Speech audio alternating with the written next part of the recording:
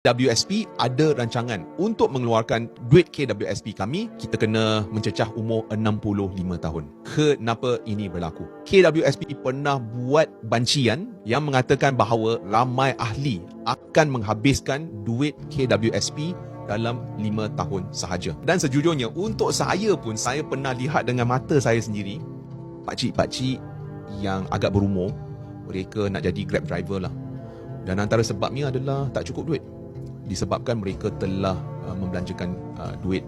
So, mereka tak ada choice. Mereka terpaksa kerja sebagai Grab driver. So, sekarang ini, apa yang kita boleh buat? Dulu semasa saya bekerja dalam syarikat pelaburan, saya pernah nampak aunties dan uncles pergi ke hotel untuk AGM. Dan setiap kali apabila mereka pergi ke AGM, saya nampak dia orang pakai baju lusuh, seluar lusuh. Saya pun duk terfikir, siapa orang ni? So, one day, saya tanya fund manager saya, siapakah orang-orang ini? Fund manager saya kata, mereka adalah jutawan senyap.